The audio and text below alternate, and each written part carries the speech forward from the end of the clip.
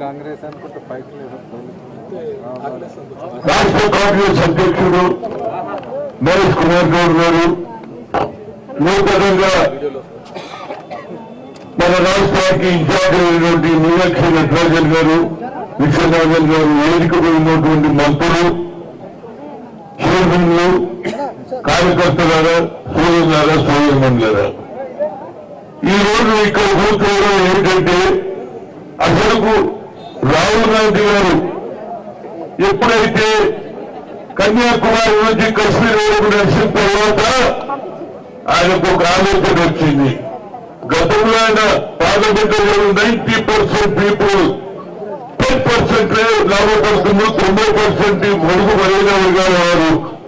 ఇప్పటికి కూడా రాజ్యాధికారులు రాలేదు, సోషల్ జస్టిస్ జరగలేదు, వాళ్ళకు ఉద్యోగాలు వస్తలేవు. కింది లెవెల్లో ఎక్స్రే అన్నారు, ఎక్స్రే ద్వారా కింది లెవెల్లో ఏ విధంగా బతుకుతున్నారని ఆలోచన చేసిన తర్వాత యావత్ భారతదేశంలో ఒక ఆలోచన వచ్చింది. నరేంద్ర మోడీ ఈనాడు 15 సర్వీస్ లో ఉన్న ప్రధానమంత్రి ఉన్నా 2 సార్లు కలిసినాము ఓబీసీ ఎంపీస్ కన్వీనర్. మా జనాభా ఎక్కువ బాబు, మాకు ఒక సెపరేట్ మినిస్ట్రీ ఇవ్వాలి, ఓబీసీ కంటే అది చేయాలి. కులగన చేయమంటారు 1931 అయింది బ్రిటిష్ పీరియడ్. ఇప్పటి వరకు కులగన చేయలేదు. ఆ కులగన చేయమని చెప్పాము.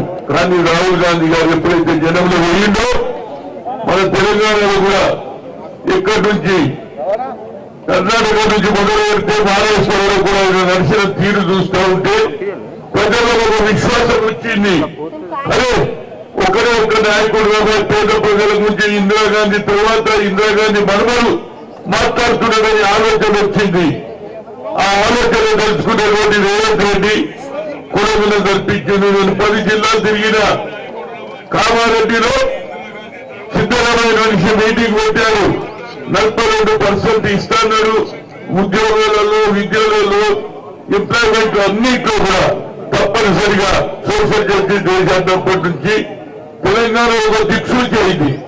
దీనికి అనుగుణంగానే రాహుల్ గాంధీ గారు పార్లమెంట్ లో మాట్లాడే తీరు చూసి వారికి ఒక ఆలోచన వచ్చింది. ఏమో బరువు బలైన వర్గాల వారు ఎక్కువ సంఖ్యలో ఉన్నారు, వీరికి ఎట్లనన్నా వచ్చే తరంలో కాంగ్రెస్ ప్రభుత్వం వస్తామన్న ఆలోచనతో ఇవాళ రాహుల్ గాంధీ మీద ఎప్పుడో ఏమి ఆనాడు దేశ స్వాతంత్రంలో పెట్టినటువంటి పేపర్కు కావాలని ఎట్టి పరిస్థితుల్లో ఇది మనీ లాండరింగ్ జరగలేదు. మరి విజయ్ మల్లయ్య చేశారు, నరేంద్ర మోడీ చేశారు. అదేవిధంగా అదాని కూడా ఉన్నాయి కేసులు. మరి దాని గురించి ఎందుకు నువ్వు మాట్లాడేవారు? ఎందుకంటే వాళ్ళంతా నీ భక్తులు. రాహుల్ గాంధీ ఇమేజ్ పెరుగుతున్నది. దేశంలో మళ్ళా కాంగ్రెస్ వస్తుందన్న ఉద్దేశంతో ఈ కార్యక్రమం తీసుకున్నావు. మంచిగానే చేసినప్పుడు మా అందరికీ చూసి వచ్చింది. ఇంతమంది కలుగుతూ అనుభవం అన్నగారు అందరూ మాట్లాడతాం. కానీ తమ్ముల మీద అన్నం పెట్టి తమ్ముల మీద ఎవరైనా కొడితే అన్న వస్తాడు, తమ్ముని అన్నం కొడితే తమ్ముడు వస్తాడు. నేను ఒక బలగం అనే సినిమా చూసిన 30 ఏళ్ల క్రితం పోయిన సినిమా. ఆ సినిమా 30 ఏళ్ళ నుంచి ఒకరికొకరు కలుసుకున్నారట. అట్లా మనం కూడా కలుసుకున్నాం. ఇది అందరికీ అవకాశంలో రాజకీయాలు వేరు. రాహుల్ గాంధీ దేశానికి ప్రధానమంత్రి కావాలంటేనే కులగణ జరగాలి. ఆయన అంటుడు నరేంద్ర మోడీ జనగణ అంటుడు. జనగణ కులగణ లేదు, జనగణ ఎందుకు మా సంగతి తెలియాలా లేదా? వా ఏం మాట్లాడతావో నరేంద్ర మోడీ ఇలా ఏ తప్పు చేసిండని ఆయన మీద కేసులు పెడుతున్నాడు. ఇప్పుడే చెప్పాడు మా మిత్రుడు మధ్యాష్కి, ఎందుకంటే లాయర్ నాకు తెలియదు ఈ లాయర్ సంగతి. ఆయన కరెక్ట్ చెప్పిండు. ఏమన్నారంటే అసలు ఇది మనీ లాండరింగ్ కేసే కాదంటుడు. కరెక్ట్ అయింది. అసలు డబ్బులనే పేపర్ నిలవకుంటే పైసలు ఎరికేది వస్తాయని అబ్బాయి. ఇది కొత్త సీన్ ఉన్నది నాకు. కేవలం నడుస్తలేదు, పైసలు ఎరికేది. కొన్ని పేపర్లు చూస్తాను, ఆంధ్రజ్యోతి ఈనాడు కొన్ని పేపర్లు పెడతాయి. వాడు రాత్రి పొద్దుపూడి సార్ ఇక పేపర్లో సంగతి చెప్తే మళ్ళీ అది కూడా రాసేస్తాం. ఇట్లా చేసిండు. పేపర్ల వల్ల కూడా ఇబ్బంది ఉన్నది. కొన్ని పేపర్లు డబ్బులే లేకపోయాయి. దాని మీద నువ్వు కేసులు పెట్టి అవి ఉన్న ప్రాపర్టీ తీసుకోవాలని ప్రయత్నం చేయడం, ఇది గవర్నమెంట్ కక్ష సాధించారు. ఇది కక్ష. వేరేది ఏం లేదు. రాహుల్ గాంధీ గారు పార్లమెంట్ లో మాట్లాడే తీరు, కులంగన తీరు, దేశంలో బడుగుబడైన వర్గాలు పైకి రావాలని ఆలోచనతోటే ఈ కేసు పెట్టారు. ఎందుకంటే వచ్చే ఎలక్షన్స్ లో తప్పనిసరిగా కాంగ్రెస్ వచ్చే అవకాశం ఉంది. ప్రజలలో ఆలోచన వచ్చింది. కానీ కొందరు మన నాయకులు రాష్ట్రంలో గెలిచిండ్రు. రోజు పొద్దున్న లేస్తే సోనియా గాంధీని లేకుంటే రాహుల్ గాంధీని తిట్టే కార్యక్రమం ఉన్నది. అరే మీరు ఏం మాట్లాడతారు? దేశ స్వాతంత్ర్యం గురించి సోనియా, ఇందిరాగాంధీ తర్వాత కోరలు వచ్చి 2 సార్లు అవకాశం వచ్చింది ఆ అమ్మకు ప్రధానమంత్రి గారు ఈ దేశ వ్యవస్థ మీద లడుంగా అని ఆర్థికవేత్త మన్మోహన్ సింగ్ పెట్టిందా లేదా? ఆ అమ్మ పుణ్యమే. నేను ఓబీసీ సర్వీస్ కన్వీనర్ ఉంటే ఐఐటి సుప్రీంకోర్టు రిజర్వేషన్ అనేది నేను సోనియా గాంధీ దగ్గర పోయినా, అమ్మా we are coming for the local area, local language Malayalam, Oriya, Telugu, Kannada. But talent is not anybody's property. God has given. You should give the opportunity. అప్పుడు ఏం చేయాలన్నది నేను ఆనాడు అర్జున్ సింగ్ పోతే మన్మోహన్ సింగ్ చెప్పింది. పార్లమెంట్ లో పిలువస్తే అందరు మద్దతు ఇచ్చిందా లేదా? ఎందుకంటే సంఖ్య ఉన్నది, ఎక్కువ ఉంది. ఎవరు పార్లమెంట్ లో ఉండవు, బీసీలు, ఎస్సీలు ఉన్నారు, మైనార్టీలు ఉన్నారు, అందరు పాస్ చేసిందా లేదా? అదే విధంగా రేపు రాహుల్ గాంధీ గారు పార్లమెంట్ లో పిలువస్తే దేశ ప్రజలందరూ కూడా సపోర్ట్ చేస్తారు. ఎందుకంటే ప్రతి పార్లమెంటు, ప్రతి అసెంబ్లీ సెగ్మెంట్ల బీసీలు, ఎస్సీలు, ఎస్టీలు, మైనార్టీలు ఉన్నారు బాబు. అగ్ర కులాలుగా 10% ఉన్నారు. మా ఓట్లు వేస్తేనే మీరు గెలుస్తారా బాబు? గెలుస్తారా లేదా? మేము ఓట్లు లేకుండా గెలుస్తారా అగ్ర కులాలు? కనుక తప్పనిసరిగా అగ్ర కులాలు కూడా ఆలోచన చేయాలి.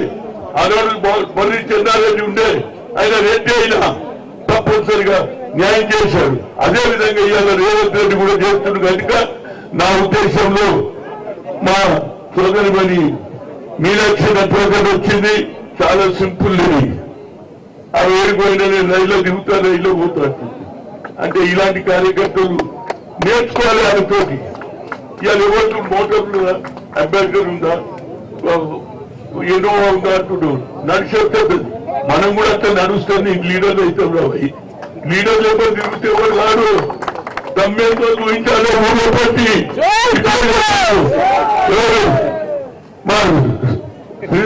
మన మంత్రి గారు ఐటీ మినిస్టర్ చెప్పిండు, ఇది గ్రామాలలో పోవాలి.